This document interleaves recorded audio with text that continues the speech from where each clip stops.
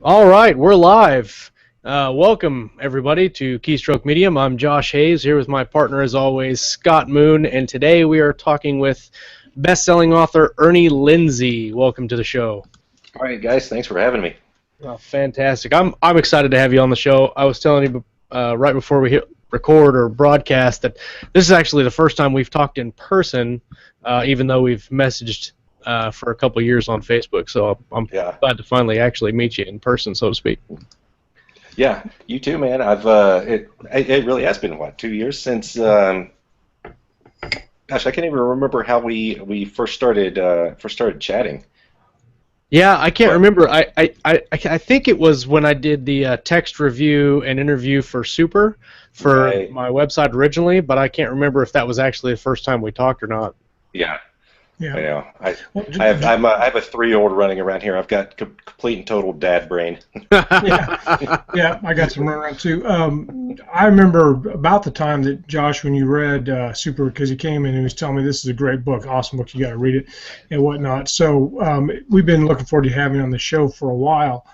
Normally what we start out with is kind of the first question is usually, can you just tell us a little bit about yourself and about your writing and just kind of get us warmed up here, ready to go.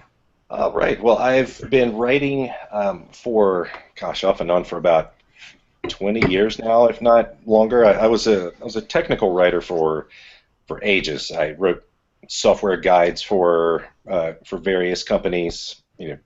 Step 1, do this. Step 2, do this. And I hated every minute of it. I really did. But I've been, I wrote fiction on the side for the longest time, and then I finally got to a point back in 2012 where I'd gotten laid off for my tech writing gig earlier, and then was working some contract gigs doing writing.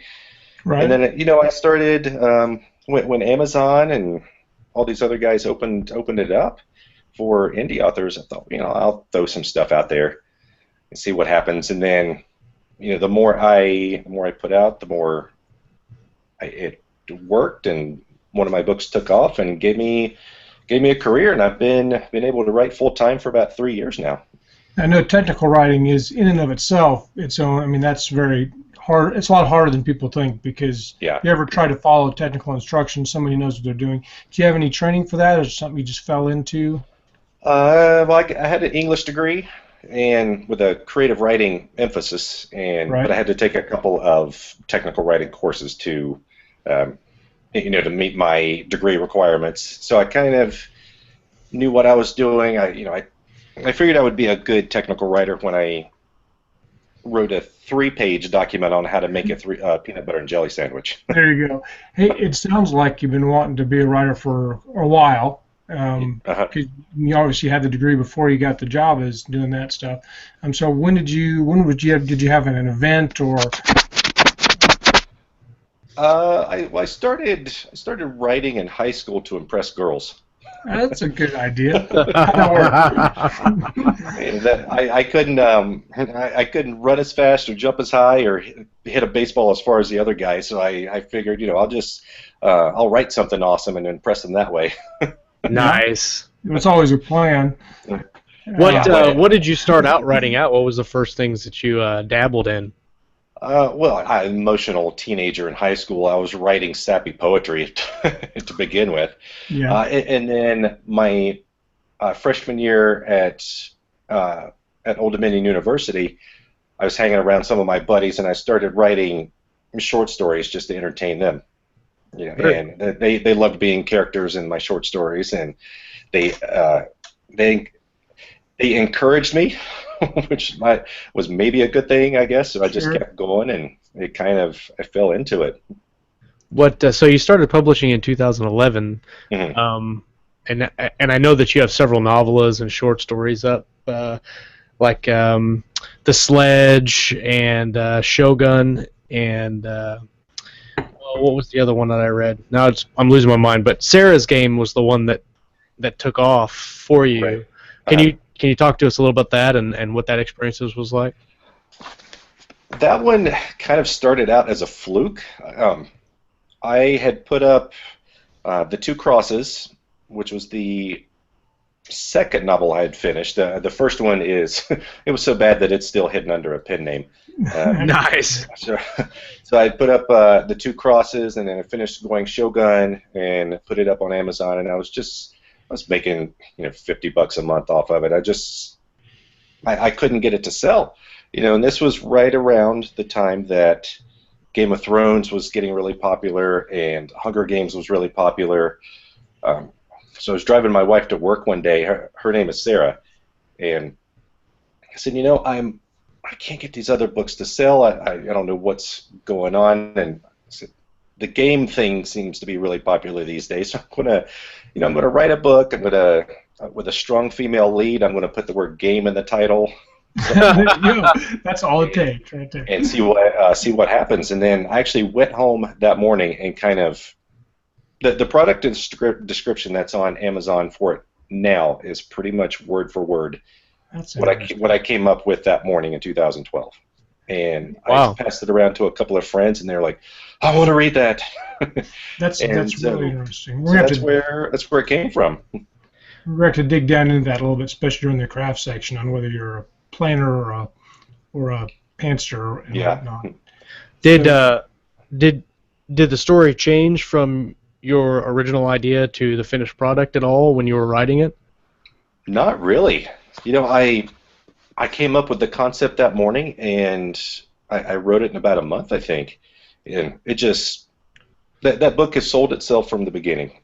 I don't know, and I have not been able to recreate that magic since. What's Sarah's game about? I haven't read the blurb yet off Amazon. So if I was coming new to your site, what would I learn about Sarah's game?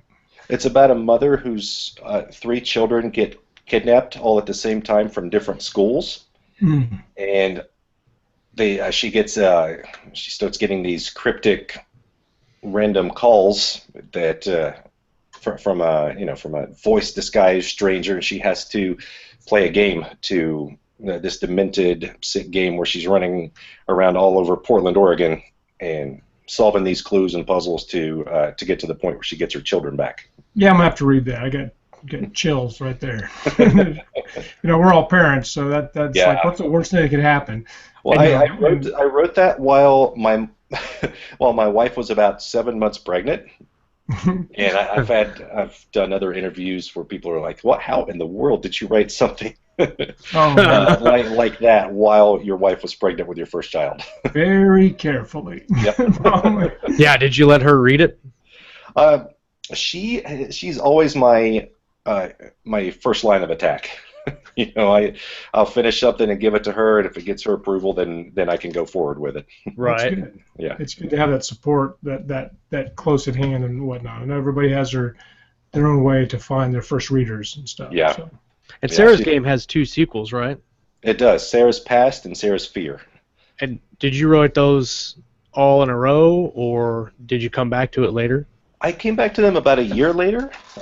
I had written the first one, and I don't want to spoil anything, but it kind of ends on a pretty definitive note where I thought there wasn't room for another installment. And then when I finished the second one, I just got a random idea, for a second novel one day, and so I finished that, and then that kind of ended at a spot where I thought, I could keep going with this.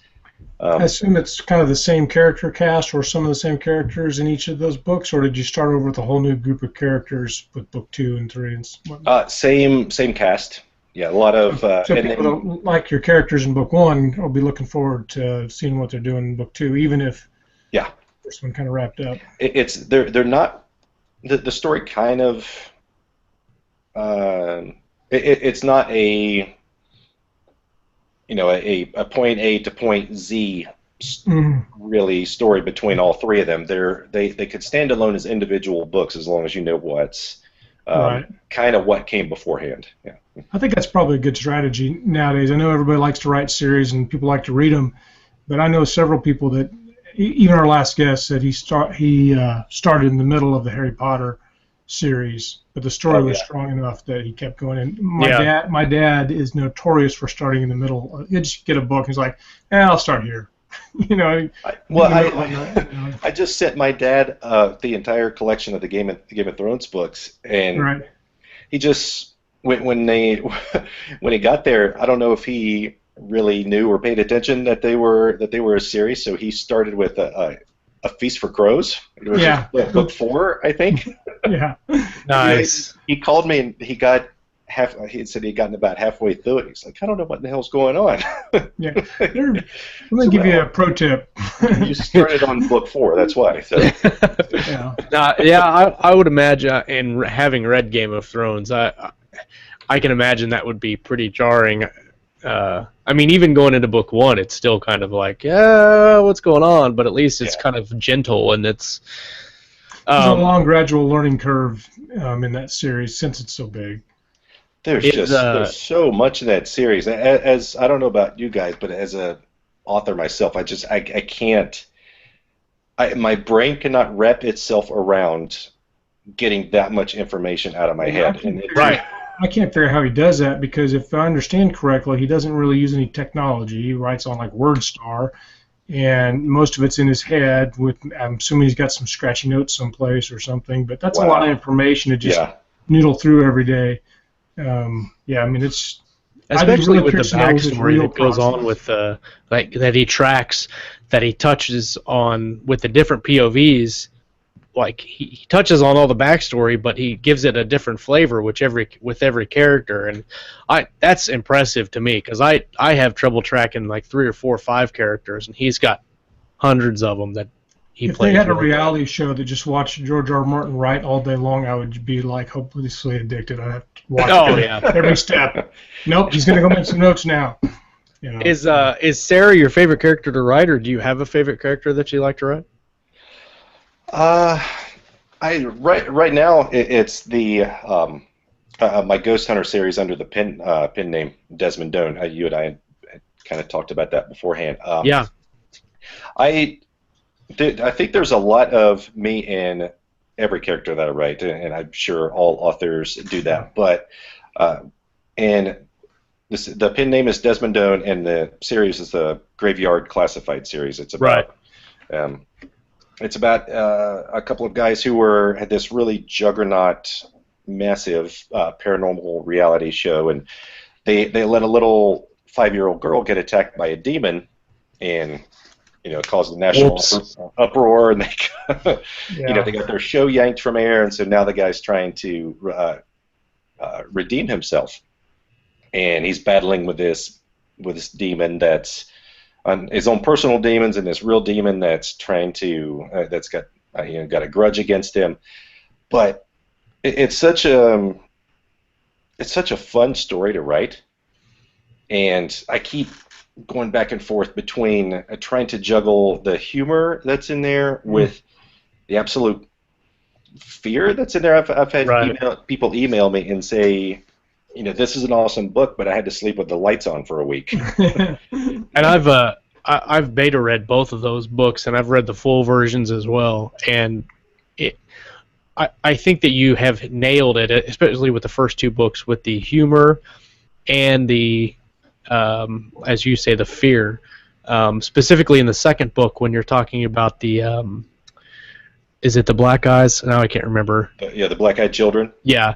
And that the shower scene in the bathroom, and I read that and I had to stop. I had to put the book down and go do something. I couldn't use the bathroom for like 3 days. I had to go outside.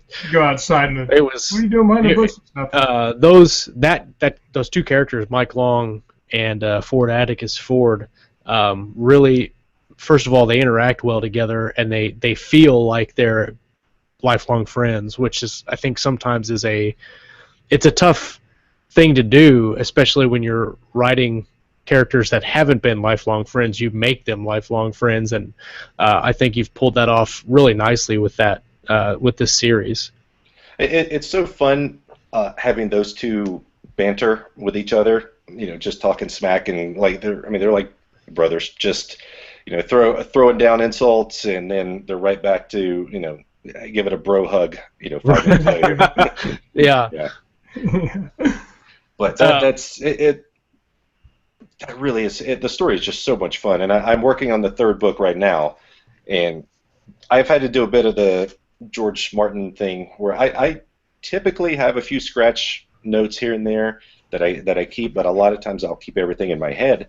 Right. But it's been a year since I finished book 2, and Right. I had to go back and read the other day, read about the last maybe 10 chapters to make sure that I had everything straight in the new one. Right. I'm trying to tie off a trilogy now, and I'm going back through and reading some of the previous stuff in there, to make sure I don't do something crazy with the characters. It doesn't match with one, It's been a while since I wrote it. Is the third one going to be a back and forth like the second one was, or?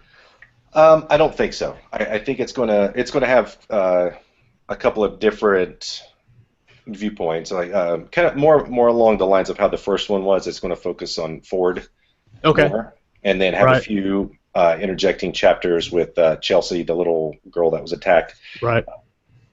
I liked going back and forth between Ford and Mike's viewpoint in the second one, but since they're going to be together, 95% of the time in this one, I think I'm just going to stick with Ford's viewpoint. Yeah.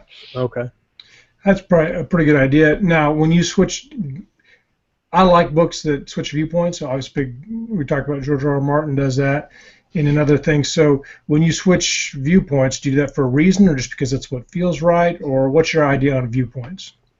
For the second book, Mike and Ford were they're on opposite sides of the country, and they had two different storylines going on that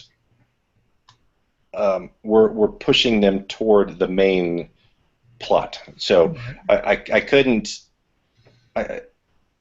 tell Mike's story through Ford's viewpoint, or what was going on with Mike with them not even being in the same vicinity. So I made the decision. There's a little part of me that would, if I had it to do over, I might switch up the plot a little bit and keep them together. But I think the second one does work well now. It's a very effective technique. It usually is a good way to convey information that keep the POV straight. One person can't see that, so it's easier just to have another viewpoint. Yeah. Well, and with book 2, the way you have it set up, it's a good. Almost every single one of the chapters ends on a cliffhanger. Yeah. And then you go to the other POV and have a completely separate cliffhanger. So it's interesting because you just you want to keep reading, whether you like Ford is your favorite character, whether you like Mike is your favorite character. You have to get through it to figure out right. And I thought that was really. I mean, it makes for a fast read, but it keeps you into the book. Dramatic tension. And I think I learned that technique from Dan Brown. The first time I read the Da Vinci Code, every single chapter ended on a cliffhanger, and I just had to keep flipping. And that's I try to do the same. It's sometimes not every chapter is going to be as amazing as you want it to be. It's kind of sometimes there has to be filler to just keep the story moving. But I do try my best to end it at a point where you want to keep going. You have to get through the next chapter to find out what's going on with the other character. So. Yeah. It's a great technique, and I mean, if I go back and if I listed all the books I've really enjoyed, I bet you at least half, if not 2/3 of them, are going to be from that kind of two viewpoints. Where they're in different places and one viewpoint per chapter or something like that. But like an exception would be the Harry Potter books are pretty much all through Harry's viewpoint. Am I correct on that? Yeah. And I always thought that would be very challenging. I tried to write a couple of books that way, and that's hard. Well, Harry is more of it's kind of a cross between third limited and third omnipresent, because some of the chapters you get everything, and then some of Harry's chapters all you get is what Harry knows. It's a very interesting combination of, because the first chapter of the book they're talking about Mr. Dursley, and you get this omniscient point of view that's third person, but then when you get to Harry, it's limited. but he never acts on anything that he hasn't learned for himself, basically. Right. That's right. Speaking of my favorite book, Super, what Super. The twist that you have in Super blew me away, and that take on the superhero genre was very unique. What led you to come up with that? I always hate admitting this because it seems so cliche, but I actually had a dream about that plot. I dreamt one night that someone had murdered Superman off the coast of the Maldives, and it was such an involved, elaborate dream, this mystery that was going on, and I woke up before I could find out what happened. Yeah, so typical of dreams. the idea intrigued me so much that I stopped the novel that I was working on and went and wrote that one, just so I could find out what was happening. But I didn't want to write a standard Biff Boom Pow kind of superhero novel. I guess you'd call superhero noir, maybe. Yeah. Okay, that'd be fair, I think. Yeah. And so that was such a fun book to write. And then the twist that you're talking about, we can't really discuss it without giving any. It blows the entire book. Yeah. Clark Kent as Superman. There, I said it. How dare you? The twist came to me as I was writing that chapter. I didn't see that coming until I was writing it, and I thought, oh my gosh, that just makes the book. That's perfect. Yeah. That's got to be a good moment. I tell you, when I hit that part in the book, because I was reading it on my iPad because it hadn't been published yet. I was reading it as a beta, and I had to set my iPad down, and my wife was doing dishes, and I run into the kitchen, and I'm like, you won't believe what just happened in this book. And she probably said, you're right, I won't. Yeah. Well, my wife doesn't read books. She's not a fiction reader. She doesn't do anything like that. So whenever I go and I tell her about something, she's like, "Oh, that's nice, honey." And I was like, "No, you don't understand. It was really good." Good job. Go back to your special place, John. Yeah. Go back downstairs. You're fine. And I was really excited about that. And that was another one of the books that I've read that it's all it's snappy and cliffhanger at the end of every chapter. And when the twist happens and it takes on kind of another life in the book, then you just want to read that much faster because of what happened. Do you have plans to do a sequel to that? I was afraid you were going to ask that. Yes. Go we need sequels. I really want to. I just have to find time to work it in. I've got so much other stuff going on, so many other projects started.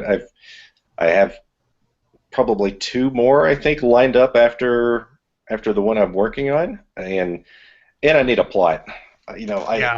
For me, I need something strong enough to top the fantastic twist that's in Super, and right. I can't see that at the moment. I have to at least see what might happen, what might be. Right. Take a lot of naps. Maybe have some more dreams. And yeah. Punch with the dream revelation and stuff. Yeah. So it's so far I've been reading it, and I'm really enjoyed it. Pretty much every book Josh has ever recommended to me has been basically outstanding. So that's what I do. This I'm glad you're enjoying it. Yeah. It'd be an entirely awkward conversation if you weren't. Yeah. Horrible book. What is going on with that? And then, of course, I'm obviously going to have to throw Sarah's game back on top of my 45-foot tall reading to be read. Yeah, right, for sure. That's where mine is too. So you say you have 2 or 3 projects already lined out after the 3rd Graveyard book. Do those books include some more sequels to the Graveyard series, or are you working on? You have new projects planned out? To be cliche again, I had another dream with a really interesting topic that I'm going to try to do. It's going to be something along the lines of, oh gosh, I don't even know how to describe it. Like maybe time traveler's wife kind of genre. It's about it's called the May December Room, and it's about a younger woman and an older gentleman who are kind of falling in love, but he knows of this like magical mystical room that they can go into, and when they get in there, that's kind of they're kind of ageless together. Oh, cool. So he's a 85-year-old guy, and she's 30, and then but when they're together in this room at this place, they've age doesn't really exist, and they can kind of experience life together. Kind of be contemporaries. Yeah. Very nice. That was another dream that I randomly had, and then I had actually started a 4th Sarah book a while back. Oh, nice. Yeah, I'm about, I don't know, I'm maybe a 5th or the 6th the way into the plot for that one. Mm-hmm. So those are a couple of possibilities, and then I could get a wild hair and just keep going on the Graveyard series. So we'll see what happens. Now you write in excuse me, all the genres basically. Yeah. There are most writers that I've seen they pick one or two, and you've said screw it, I'm going to write in all of them. What's your favorite one to write in? Mysteries and thrillers for sure, because if I had had a do-over with my indie career, I would probably stay focused on one genre rather than jumping all over the place so much, because it's while that's fun for the author to be able to explore, it kind of divides your audience. Right. Especially with the success of Sarah's Game, that's mystery thriller, and that's I would say 80 to 85% of how people find me to begin with. And then if I write 2 or 3 books like that, and then I come out with a sci-fi novel or a ghost hunting novel, they're like, what's this? Give me another mystery. Right. But so that's my little diatribe on that. But my mysteries and thrillers, I write like I'm reading the novel as I go, and so I love putting together the puzzle pieces and solving the mystery myself. It's a game to me, and it keeps me interested. Yeah. So that's where my loyalties lie, even though I get ideas and kind of have to run with them just to get them out of my head. Right.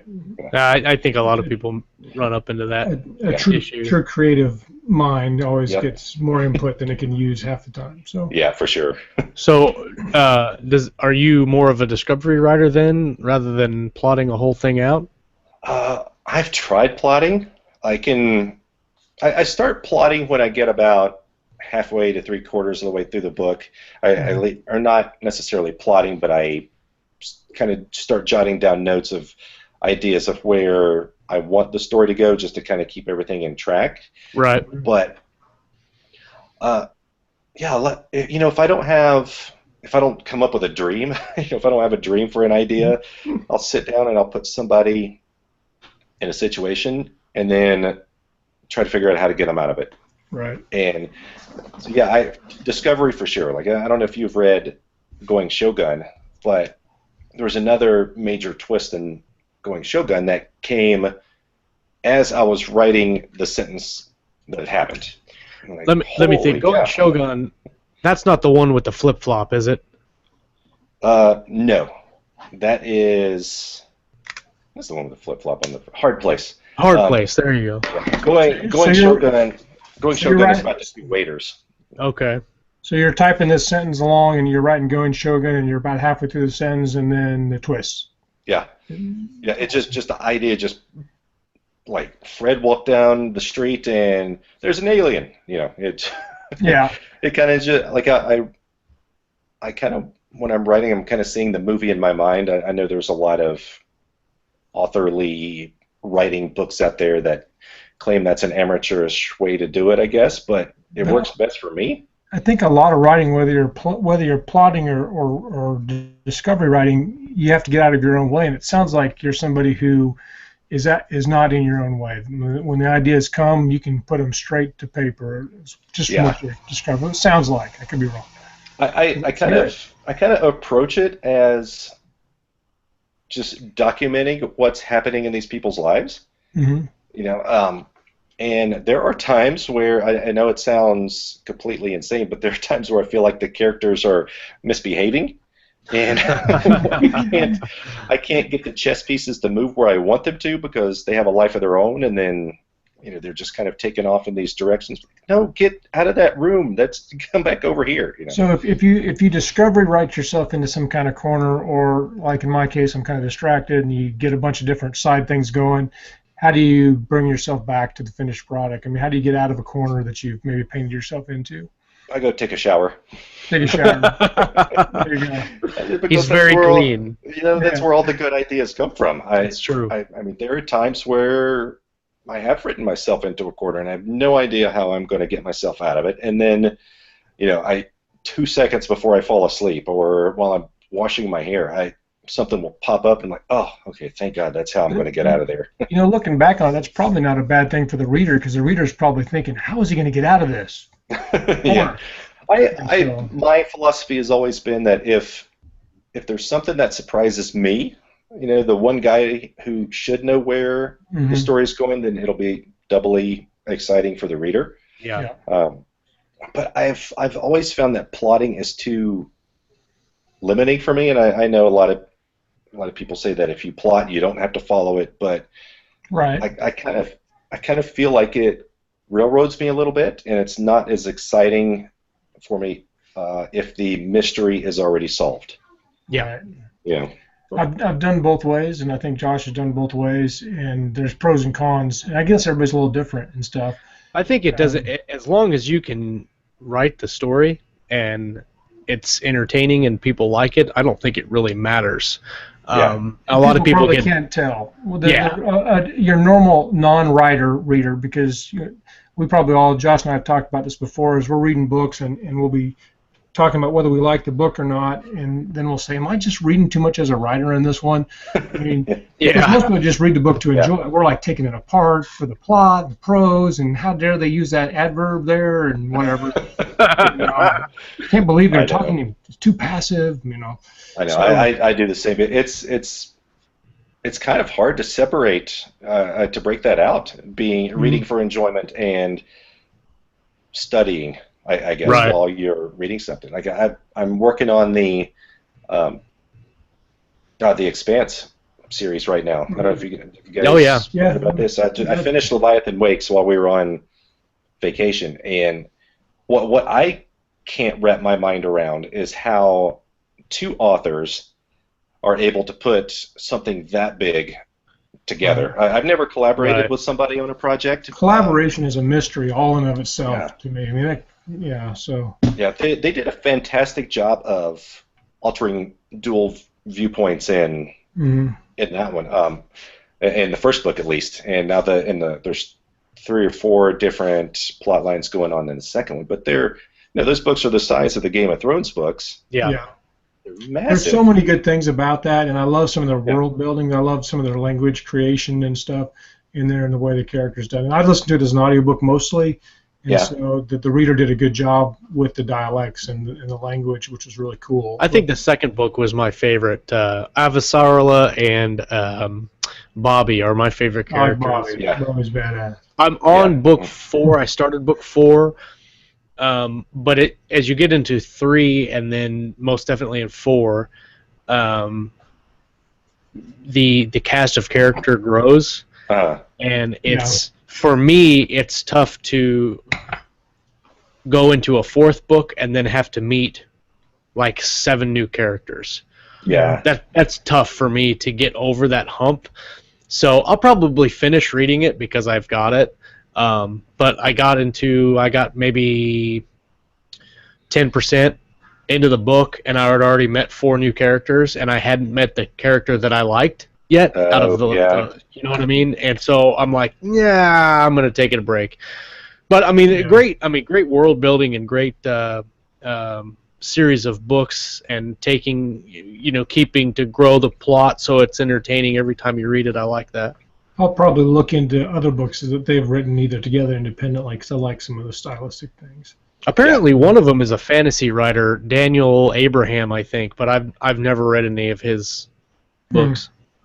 Yeah, I hadn't even heard of the series until I asked one of my uh, Facebook groups of authors. I said, I'm going to go sit in Belize for a week. What's your favorite guilty pleasure and beach read? Yeah. And they had a fantastic list of stuff, but I've settled on that one for some reason and just plowed through it. It's fantastic. It's another one Josh told me I should read, and I read it and went, holy crap, that's good. Yeah. What are you gonna do? What are you gonna do when Josh tells you to read a book? You read a book. Yeah, pretty much. So what's your process like when you write? I know that you're a dad and a family man, as Scott and I both are, and sometimes it's hard to sit down and knock out the words. Do you have a specific plan during the day or time? I'm really lucky in the fact that we've done this for 3 years now, and I have a wife who is entirely more understanding than she needs to be. She's my number one fan, and she's amazing about giving me time, and her parents are here in town, so her parents watched our little guy Jack for a couple of days, and then I would have him for a couple of days, and we'd have a sitter, and for the first 3 years, from like September of 2012 to September of last year, I pretty much worked around the clock, trying to fit it in when I could, because right. as an indie author, you have to do the creative side, and if you're running it like a business, you have all of the numbers and marketing and everything to take care of. Right. So I'd be up at 2 o'clock in the morning, trying to make sure my website was SEO building promote compliant, Oceans. or my when Jack was a baby, I'd be up with him at 4 in the morning. I'd give him a bottle, and then he'd fall asleep on my lap, and I'm sitting there with the laptop out away from him, trying to edit and stuff. But now he's in Montessori school 5 days a week, and my wife works, so I have the free reign of the house from about 8:30 to 2:30. Oh, very nice. And I sit down, and I have time to write, and I don't do it as much anymore because I kind of feel like I burnt myself out a little bit on trying to just crank out so many novels so quickly. Right. But I used to use a method called the Pomodoro technique. Right. I just got the app. Yeah, it's great. I'd write for 25 minutes, zero interruptions, turn everything off for 25 minutes, 5-minute break. And if you do that 4 or 5 times in a row, for a couple hours, I could easily crank out 3,000 words in a couple of hours. And then That's awesome. And then my writing day would be done, and then you have to move into all the marketing and promotion and all of that stuff. Is it easier now that you're full-time writing to do the marketing, or and how much do you do? I mean, it seems like, looking at it from the outside, that you're still very successful with Sarah's Game and War Child and all those books. Yeah. Do you have to do a lot of active marketing still, or is it kind of taken a passive application? Yeah, I've kind of taken a break from writing for since probably October and November of last year, just because I burnt myself out. Yeah. For 3 years, I was doing both sides of it, writing and all the business side, and I just completely taxed both sides of my brain. Yeah. And I was wiped out. The words wouldn't come right, and I hated everything I was writing. So I stepped back from creating and started focusing on selling my books. So I made sure I got my website clean and SEO compliant, and then I took Mark Dawson's Facebook advertising for authors course, and thankfully I learned how to do that well enough that it kind of runs on autopilot when I have my ads turned on. I just kind of run Facebook ads and my books sell, and I've been focusing on projects around here and kind of dabbling in writing and learning new marketing techniques and stuff, but I don't market as much as I used to. Right. I think a lot of authors that are getting started out or haven't quite got to that level. We all have this fantasy that we get to a certain level, then Amazon algorithms kick in, and then you don't have to do anything, and it's just like magic money falls from the trees, and I do whatever I want. But I think it's probably always hard work to do those things, to invest in those courses and learn the marketing techniques, even if you really just want to write. So, well, you guys have heard of A.G. Riddle, right? Yes. Yes. So he's in a Facebook author sci-fi group that I'm in, and the other day he asked us if writing was the hardest job we'd ever had.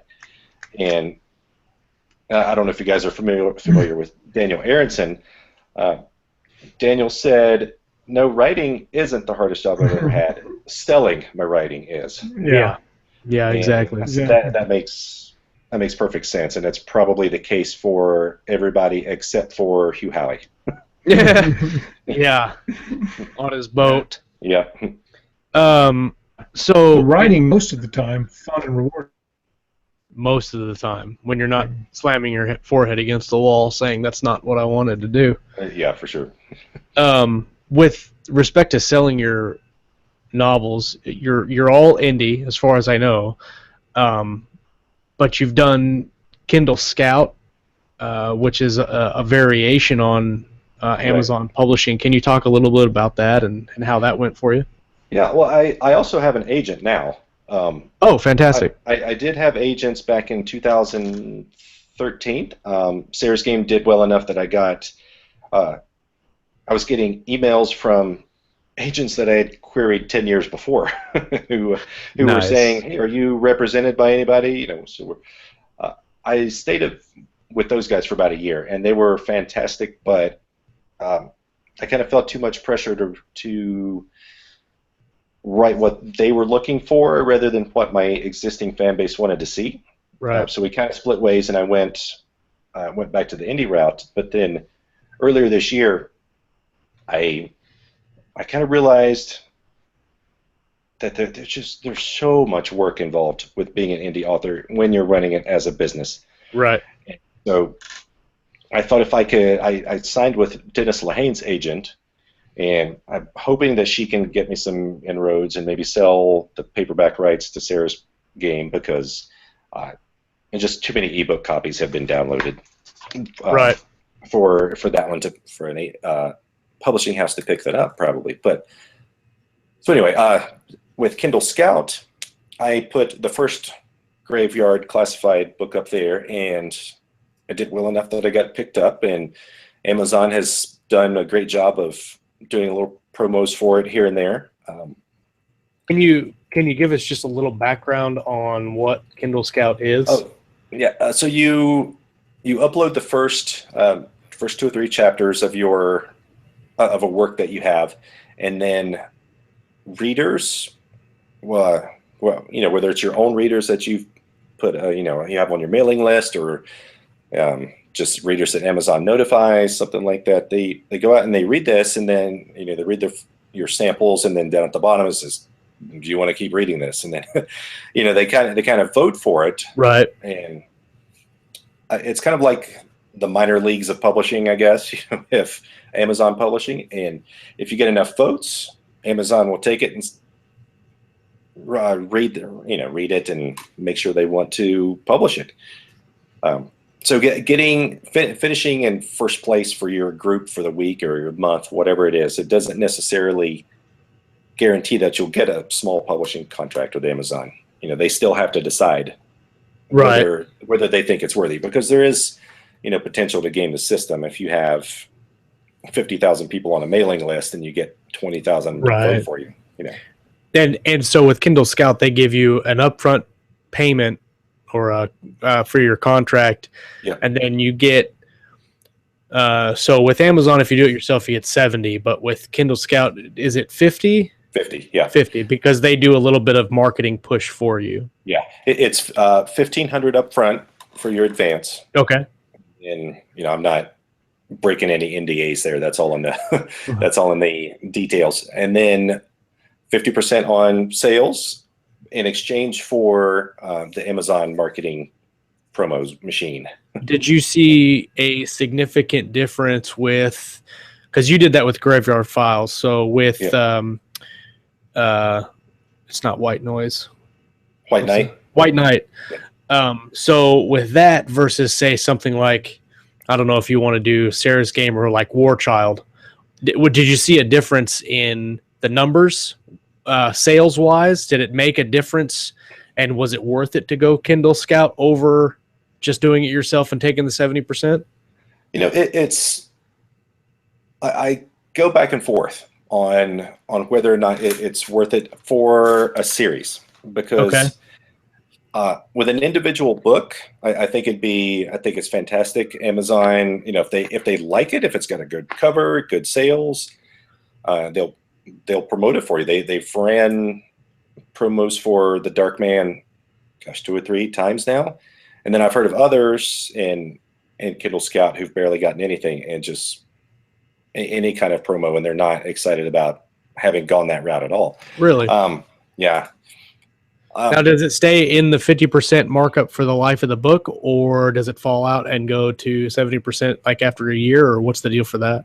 It stays at 50%. You can get your rights back. I think if it falls below $500 in sales for a year or something like that, and that's probably just if Amazon just completely decides to stop promoting it, and you want to get it back yourself. But I question whether or not it's a good move for if you want to continue a series, because you don't have promo control. Right. You have to, like, I can't go out and book an ad for BookBub and on my own. Okay. Or I can't drop the price on my own to run a promo, or stuff like that. I'm kind of at the whims of Amazon's. That makes sense. Yeah. So if you were doing a series and you were coming out with a new book in your series and you wanted to drop it off to 99 cents or whatever, you'd have to go through Amazon to do that. You wouldn't be able to do it yourself. Yeah. So my original thinking was, if I write this as a series, that they'll do promo for me for the first one. It'll be great. And then I'll have 2 and 3 out there that I can get 70% on, which is kind of what's happening now, since Amazon is doing some promo for it. But like, I can't make the first one free as a lead in to the next ones, Is that hurting your read-throughs to book 2? No, not really. It's a really high read-through percentage, for sure. Because it's, people get kind of, you can see in some of the reviews, there are people who are upset that it ends where it does, but it's not necessarily a fade to black cliffhanger that angers you. It's a self-contained story, but there's an arc that happens, and a lot of times folks get annoyed at the arc part of the story. So you're writing the 3rd book now, and so are 1 and 2 both covered under Scout, or is 2 yours specifically, or how did that work? 2 is mine. So that, thanks for reminding me. That's the actual point I was going to make. If you're to do a series, I think it would be wise to try to get all of the books through Scout. That way, Amazon would have the option of running promos on all 3 of them at the same time, or something like that. Excellent. Yeah. So I would say for Scout is fantastic for individual books or putting the whole series in it, not just the first book in the series. And I've actually considered emailing my contact there, that the woman that runs the Scout program, and asking her, it's a year later, but do you want to buy the rights to the 2nd book and the 3rd one, so that way you guys can run promos on them? Right. Yeah, that might be interesting. Yeah. So see how that goes. She could not.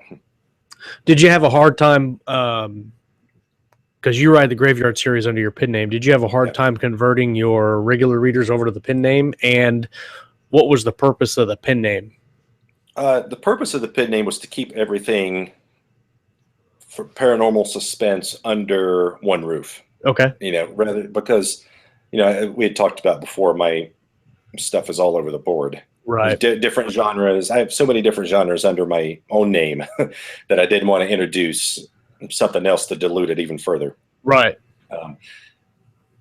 That quite a few of my, the Ernie Lindsey fans have read and enjoyed the Graveyard Classified series, but quite a few of them haven't bothered. You can tell by send out an email and like the number of click-throughs that you can see in your data and stuff. So right. It's I started building a second mailing list for the Desmond Doan pen name, just to have them separate too. Right.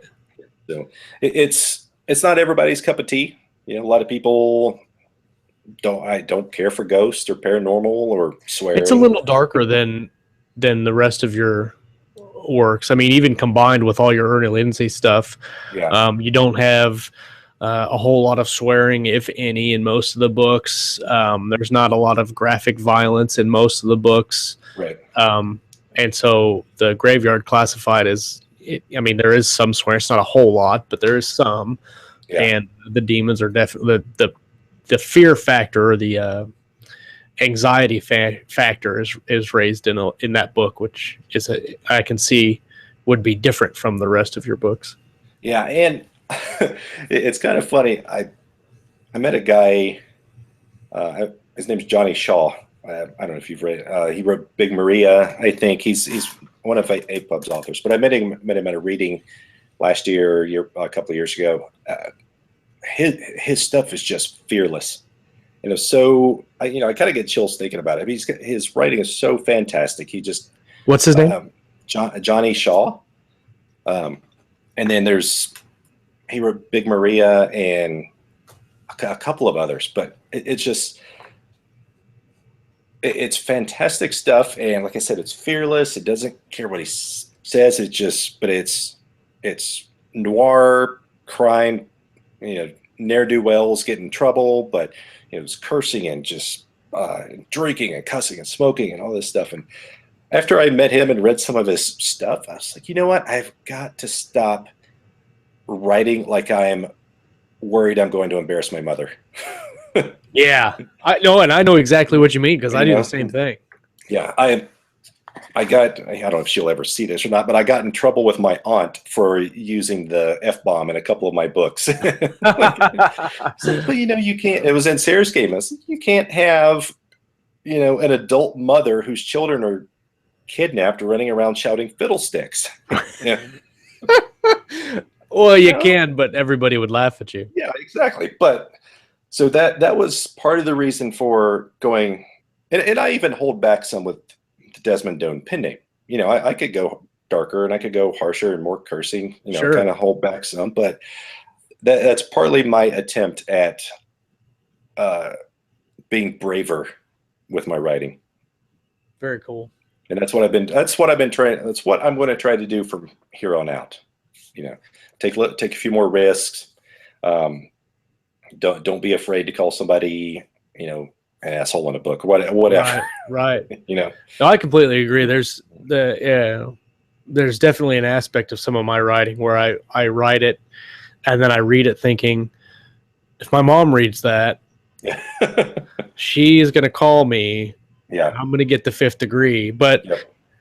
I think that's something that most authors, I think, go through, and then it's just a hurdle just to jump over and do your own thing, and you've got to take where the art takes you, I guess. Yeah.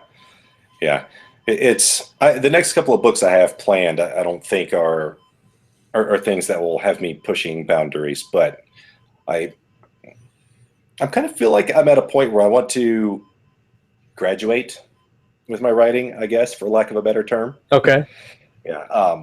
And that was part of the reason for getting an agent too, to see if I could maybe get to the point where I'm writing stuff that I can work with high class editors, or rather than just shipping off something to have people do, like my friend Nick Wartella, who does editing for me.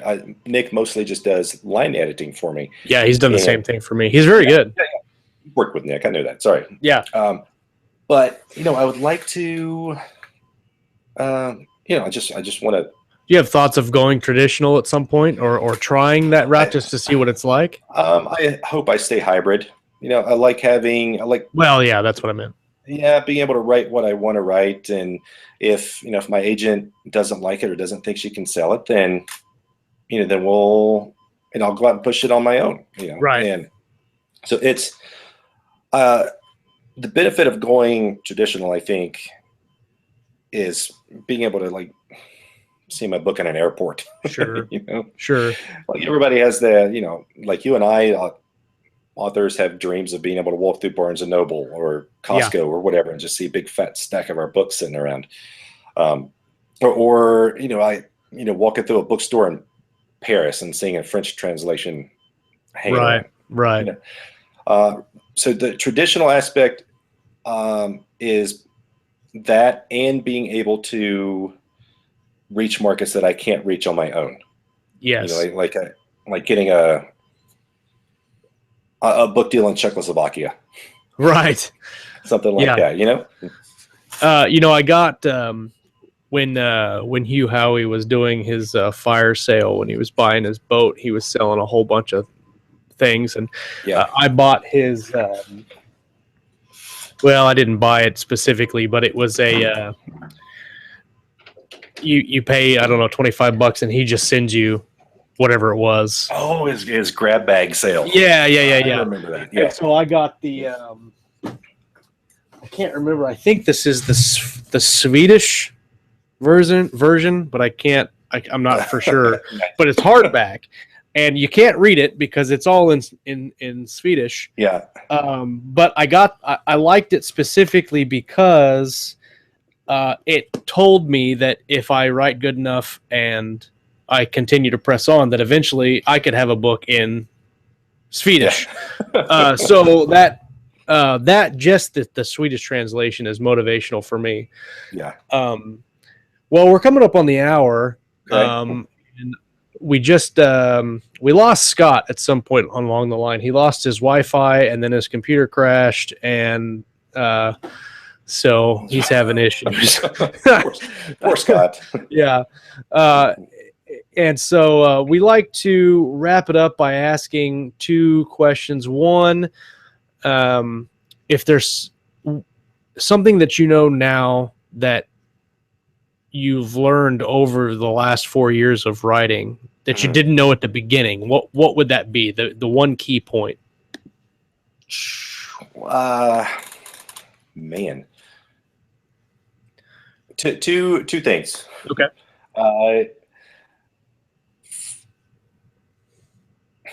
I don't know. We kind of touched on this earlier. I would stay more focused on one genre. Okay. Because that works better to build your audience, build a bigger audience, and then start branching out. If you kind of, I really think I diluted my potential by having stuff that was just writing whatever I wanted and you're kind of throwing it out there, and hey, I just maybe my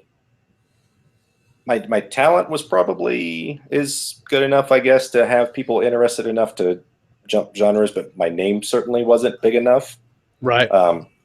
So yeah, stay more focused. Okay. That's do-over number one. And the other thing is, don't be afraid to forgive yourself when the words aren't coming. Because okay. I have days where I sit down and I try to write and it's just not happening, and then I beat myself up all day long for not getting 3,000 words down. And I mean, that's a massive amount. Sometimes that takes people, a week to get that much, or a month. Yeah, absolutely. And I would beat myself up for not getting 3,000 words. Like I'd stop at 2,700 because my brain was tired. And like, oh God, I'm such a slacker. I didn't hit 3,000. So right. Yeah. go easy on yourself, and don't try to force the words when they aren't there.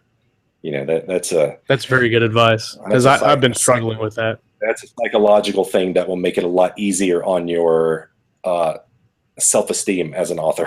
Yeah. I know that I struggle with that too, even if it's just I come down at 6 o'clock in the morning and I know I'm going to write till 7, and at 7 I have 5 words done, and I'm like, man, what a waste. But at the same time, I can't remember who. I saw somebody on an author I'm familiar with on Twitter recently that had talked about, he just spent 8 hours getting 200 words down, and like it's just writing them and then rewriting them and perfecting them.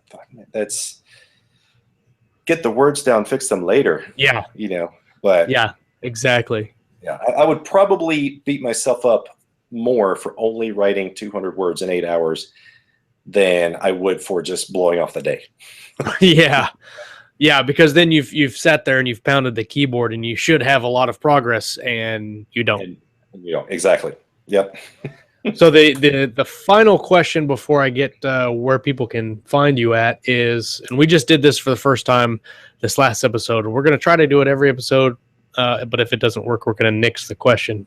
But it's kind of interesting to us. What book, and it doesn't matter which, would you like to see made into a movie, or a better movie, if that's the case? Yeah. And why? Of my own or in general? In general. It could be one of your own if you want that. Man.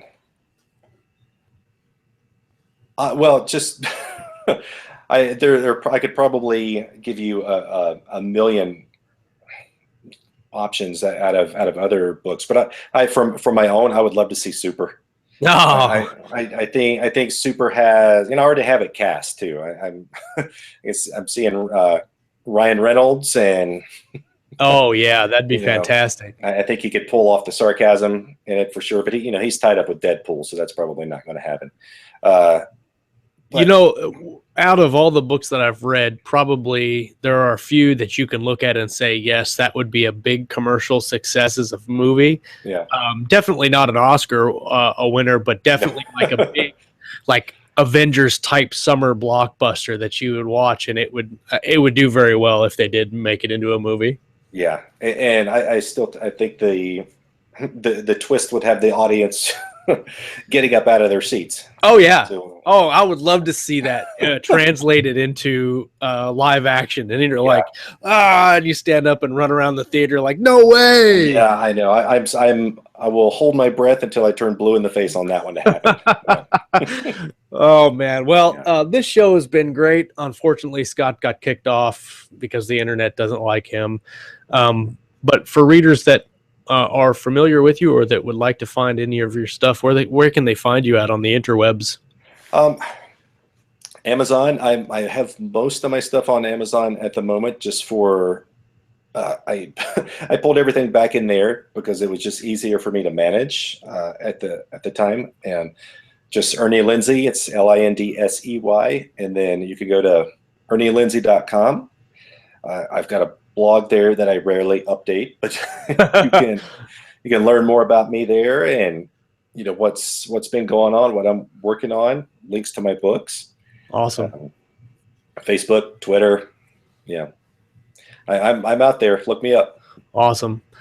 Well, thanks for coming on the show. Thanks for having me. Usually I would say the outro for Scott, but he's not here, but I'll do it anyway. This has been Live with Ernie Lindsey. I'm your host, Josh Hayes, here with Scott Moon, who is not here. And thanks, everybody, for watching, and hope you enjoyed the show, and have a good day. Thanks, guys. All right, we'll see you later.